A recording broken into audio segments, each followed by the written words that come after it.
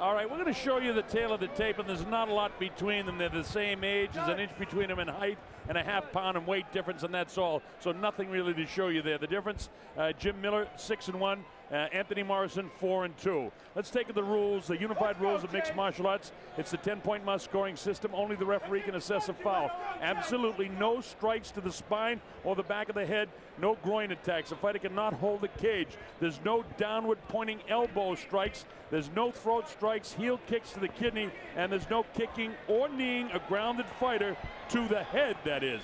Keep that in mind. There's other rules, and Paul and I will bring them to your attention as they become pertinent to this fight. We're set to go. Here we go. Round number 1. 3 5-minute rounds for the CFFC Lightweight Championship. Here we go. In the dark trunks is Jim Miller. He's 6-1. He's the champ. And in the white trunks, the challenger, Anthony Morrison from Philadelphia, Pennsylvania. This is Cage Fury Fighting Championship. Now, surprisingly right away, Morrison the one wanting to take the fight to the ground and not wasting any time and exerting a huge strength advantage and slamming Miller down onto his shoulder and the back of his head, wedging him up against the cage and getting to work, trying to pull his head out of there and get to work with some ground and pound. Well, of course, Miller, the Brazilian Jiu-Jitsu expert, trying to get himself in a position where he can grab onto this guy, try to get a hold of an arm. Right now, he's just satisfied to pull it close to him so that there isn't, well, now the distance has been created as he kicks, wraps those legs around the head, Paul. Yeah, great ground technique being shown by Miller, absolutely refusing to allow his guard to be passed, and now attacking the left leg of Morrison, going for a toe hold. It looks like Morrison may be in trouble here. He's got the toe hold. Can he hang on to it? No. Man, that's what I'm talking about when you talk about Brazilian Jiu-Jitsu guys. You think he's done, and all of a sudden it turns around. He's got him in a rear naked. And look how fast the fortunes can change in this fight. Miller now solidly clamped onto the back of Morrison. Morrison in dire trouble. Miller has one hook in to secure himself. Can't quite get underneath the chin of Morrison yet, so getting to work with his right fist. And now trying to work on a body triangle, which is even more way to secure the body than with the double hooks in. This is deep water for Anthony Morrison. It's unbelievable. Miller really goes, he went from what I thought was going to be a rear naked chokehold, and all of a sudden he's got him moving him into an armbar position here. Looks now like he's got a reverse triangle hold, but I don't know how tight that is. It is conceivable that a fighter could possibly get a tap out from this position, but there's no telling. Morrison looks like he's moving well, and now popping his head free, but Miller just chaining his submissions beautifully, now going for the armbar. He's trying for it. Morrison hanging on to him, holding him tightly. Now he wants to get in a position to blast him a shot. Up kicks by Miller, holding him off. This is good stuff.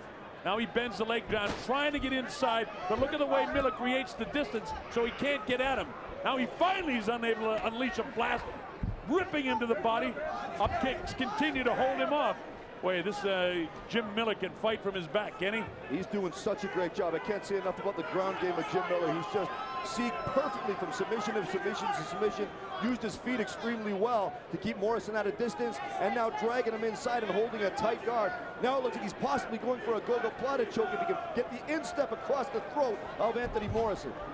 Well, Morrison kind of tried to stand up and get his way out of that. Now looking for an omoplata shoulder crank and just crushing the head of Morrison down into the mat. No matter what Morrison does, it feels like Miller's got an antidote for it and also a response to it. Into the open guard of Morrison is Miller, and that doesn't bother him a bit. Now he closes the guard. He tries to create a little bit of distance here so he can do a bit of ground and pound here.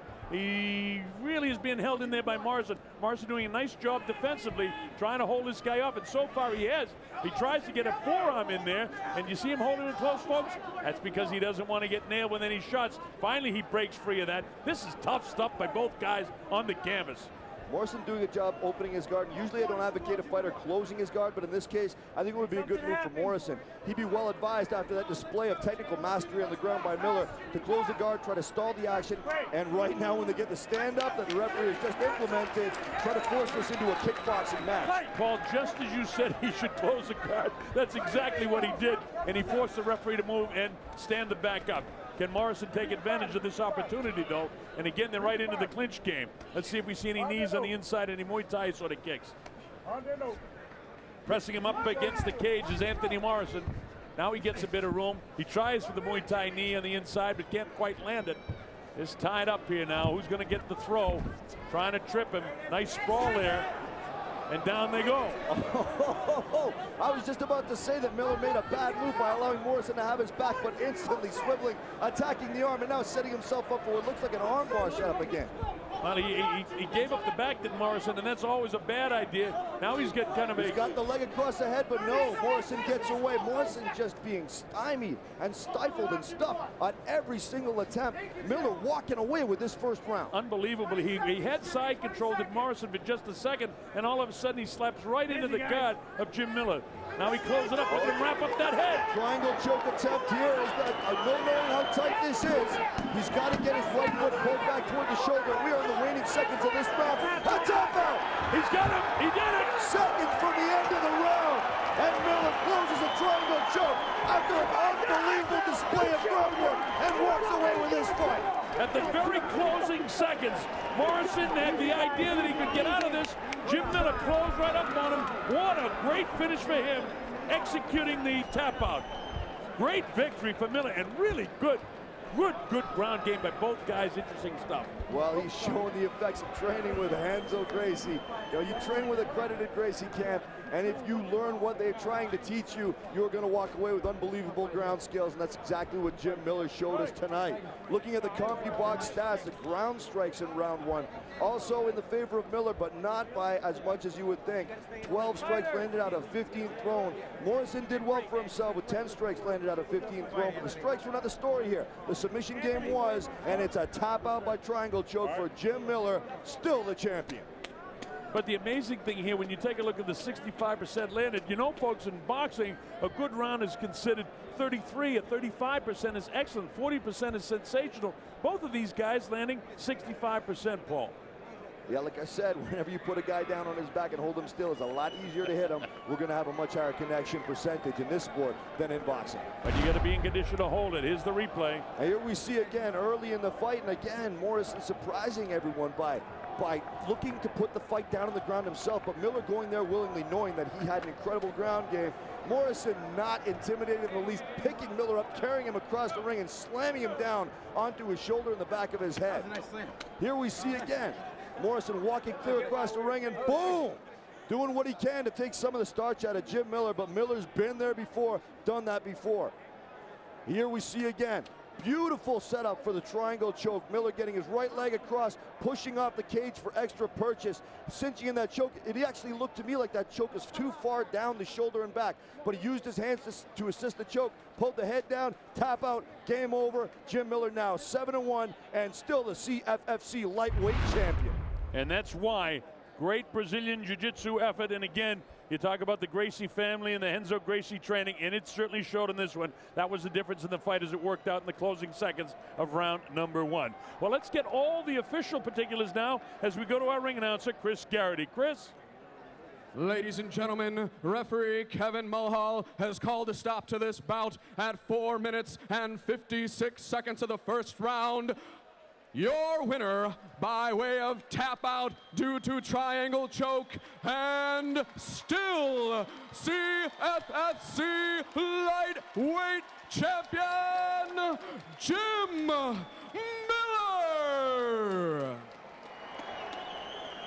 Well, Jim Miller, just a terrific effort there. His record moves to 7-1 now. He retains the CFFC lightweight championship, and this is another guy in Cage Fury Fighting Championship lore. You're going to see more of this guy. He's a terrifically trained fighter. I'm really, really impressed. Don't forget, this guy is from Sparta, New Jersey. And for all of you that saw the movie 300, the Battle of Thermopylae, this is something to be said. This guy is a warrior. Okay, our man Bobby Maloney standing by. Bobby, take it. Jim, it almost looked like you were baiting him there a couple times on the ground because you were looking for that submission early. Talk to me about a couple times you almost caught him. I was just throwing everything I had at him. You know, that's the way I like to do it. It's just every second make him defend. He was beating the hell out of me. That's why I looked like I was baiting him. Congratulations, Jim. 7-1. Successful defense of your title. Congratulations. Thank you very much. All right, the comments of Jim Miller. Watch this again as you see the tap out here, Paul. And once again, you know, this is the thing I see with triangle chokes done by excellent ground technicians, is that sometimes they can have that foot what looks like too far down the back. If you see where his right foot is, technically that's not really a tight choke. but he pulls the head down, and it's tight enough to get the tap out and extend his title reign, extend his victory streak to 7-1. Now, Paul, we have a lot of crossover fans now, boxing fans that are watching. Tell me exactly in that hole where the pressure was coming on his neck and throat that made him submit. Well, when you have a triangle choke applied on you, your one arm is crossed across your body, which means that your shoulder is digging into your carotid artery. And with the nature of the way the opponent's legs are wrapped around, his leg is digging into the other carotid artery. And by pulling the head down, it tightens both of those carotids, closes off the blood supply, gives the opponent no option but to tap or pass.